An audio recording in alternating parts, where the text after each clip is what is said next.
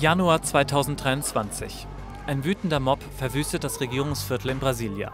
Der gewaltsame Sturm zeigt, wie ausgeprägt der Personenkult um die Politiker Bolsonaro und Lula ist. Dass es überhaupt zu diesem Personenkult kommen konnte, hat vor allem eine Ursache: Brasiliens Gesellschaft ist gespalten. Kurze Zusammenfassung der Lage in Brasilien. Der linke Luiz Inácio Lula da Silva, kurz Lula genannt, gewinnt im Oktober 2022 die Präsidentschaftswahl knapp.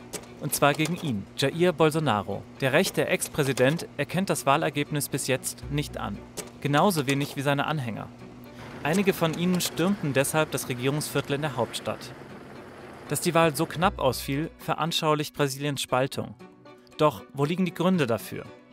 Ganz grundsätzlich muss man einfach mal verstehen, dass Brasilien ein riesig großes Land ist. Es ist das 5. größte Land der Welt, fast so groß wie Europa. Und da bringt es auch mit sich, dass es große regionale Unterschiede gibt. Die sind historisch, kulturell, wirtschaftlich, und das schlägt sich dann auch auf die politische Gesinnung der Menschen aus. In vielen dieser Bereiche ist in Brasilien ein Gefälle zwischen dem Norden und dem Süden erkennbar. So sind zum Beispiel die Unterschiede beim Bruttoinlandprodukt in den einzelnen Regionen groß.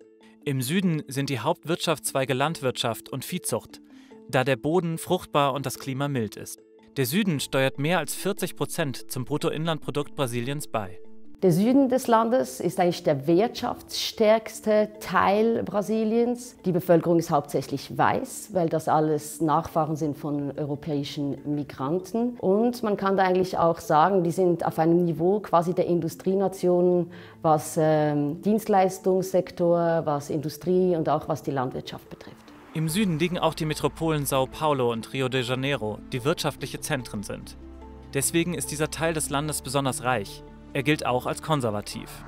Traditionell wählt der Süden rechte Politiker, wie den ehemaligen Präsidenten Jair Bolsonaro. Bolsonaro wird hauptsächlich gewählt von einer mittleren und Oberschicht in den Städten, aber ganz stark auch im Süden des Landes. Also identifizieren sich viel mehr mit Bolsonaro selber und mit seiner Politik. Das hat damit zu tun, dass sie eine sehr starke Nähe hat zu der Landwirtschaft. Landwirtschaft ist sehr wichtig. Sie fühlen sich repräsentiert von jemandem wie Bolsonaro. Anders im Norden. Er ist wirtschaftlich kaum erschlossen. Die Region trägt weniger als ein Drittel zum Bruttoinlandprodukt Brasiliens bei. Man nennt vor allem den Nordosten das Armenhaus des Landes. Die höchste Armutsrate gibt es da. Hohe Arbeitslosigkeit. Industriell ist diese Region relativ schlecht, industriell weiterentwickelt. Gleichzeitig muss man auch sagen, dass sehr viele schwarze Brasilianer da leben. Sie sind Nachkommen afrikanischer Sklaven. Auch viele Menschen indigener Abstammung leben im Norden, der größtenteils vom Amazonas-Regenwald bedeckt ist. Für Landwirtschaft ist der Boden nicht ausgelegt, der Norden hat deshalb wenig wirtschaftliches Potenzial. Die Situation in diesen Gebieten verbesserte sich kurzzeitig zwischen 2003 und 2010. Grund dafür waren Sozialprojekte, die der damalige Präsident Lula vorantrieb. Lula da Silva steht für eine progressive linke Politik. Sein Hauptziel war es schon bei seinen ersten beiden Amtszeiten und ist es erneut, diese Kluft zwischen Arm und Reich in Brasilien zu verringern. Der arme Norden wählte also traditionell links, der reiche Süden rechts.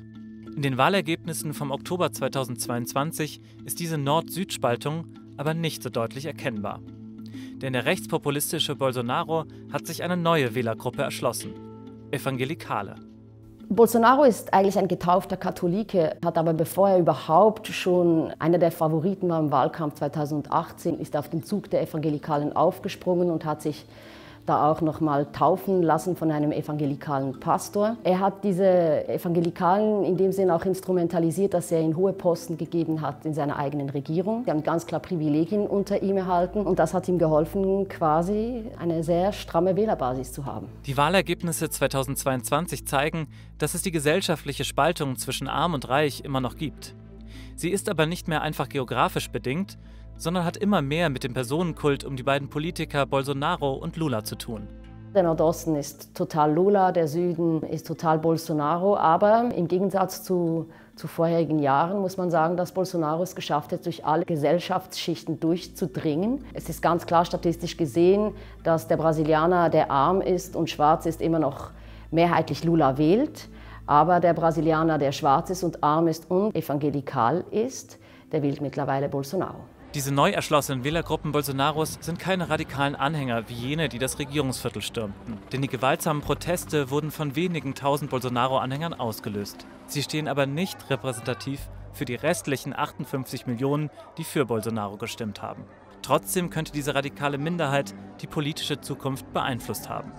Das ist jetzt eine eigene Analyse. Es ist sehr gut möglich, dass sich die Bolsonaristen ins eigene Bein quasi geschossen haben. Es hat sich eine Allianz um Lula gebildet. Alle Gouverneure dieses Landes haben sich hinter Lula gestellt, auch jene Gouverneure, die Bolsonaro nahestanden. Sie haben diesen Aufstand kritisiert und haben sich davon distanziert.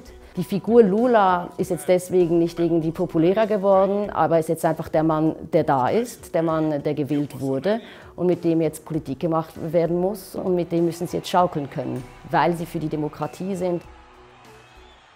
Erinnern euch die Geschehnisse in Brasilien an den Sturm aufs Kapitol in Washington? Was genau damals geschah, seht ihr in unserer Videorekonstruktion. Abonniert unseren Channel für mehr hintergründige Videos über Politik und Gesellschaft.